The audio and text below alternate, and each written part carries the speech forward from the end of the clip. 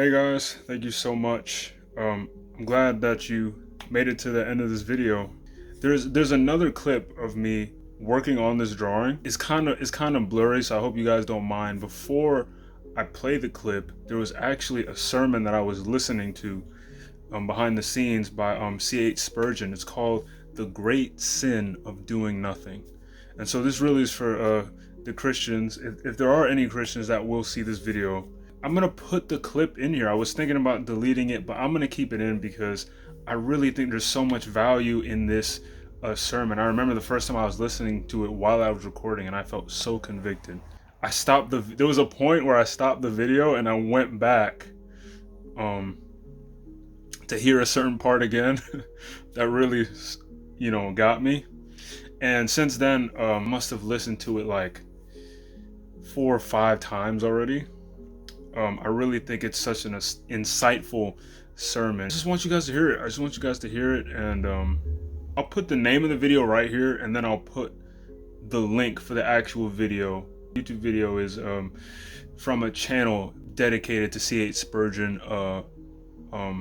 audio tape kind of sermons. I think all his sermons are written down, but people who really admire Spurgeon just made like a bunch of audibles, so you'll see those on the internet when you type in Spurgeon's name pretty often. So yeah, I'll put the name here, I'll put a link in the description if you guys really want to check it out, and I hope you do.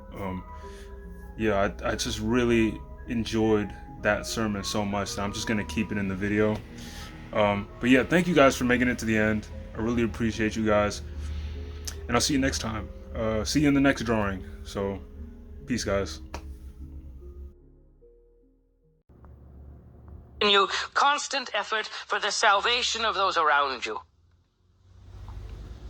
With this, there was mingled ingratitude of a very dark order. These children of Gad and Reuben would appropriate to themselves lands for which all the Israelites had labored.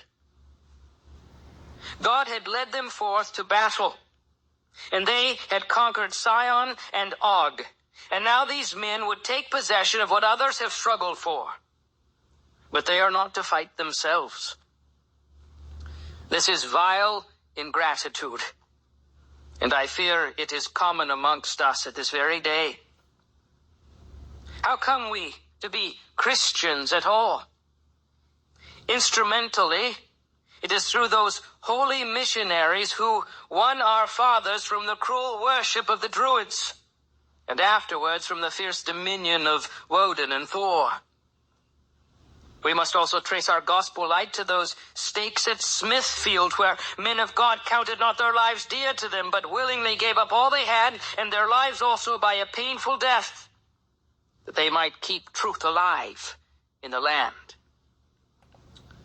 Some of you came to be Christian men through the earnest labors of men who preached by the roadside, or by the loving entreaties of tender mothers who wept you to the Savior, or by the faithful ministry of some brother from the pulpit, or the equally faithful teaching of an earnest Sunday school teacher.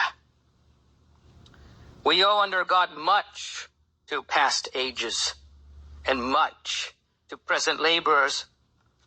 There is no man among us but stands immensely indebted to the Church of God.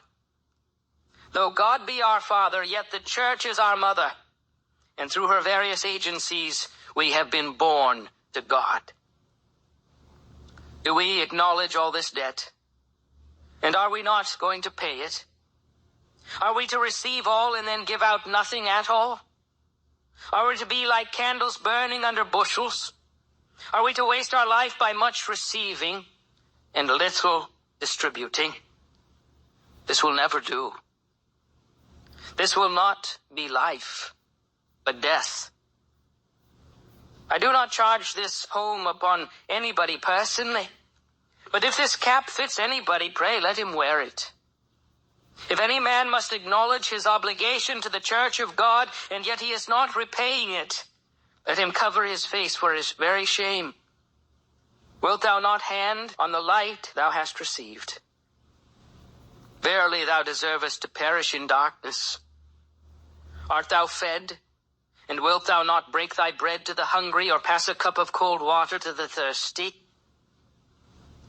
What, art thou at, strange ingrate?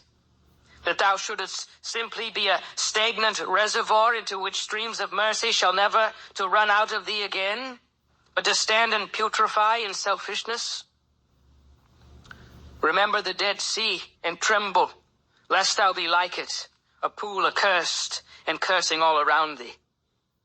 O God, have mercy upon the great mass of thy professing people, to whom this must be solemnly applied, that they do receive, but give to thee and to thy cause so little either of time, substance, talent, prayer, or anything else.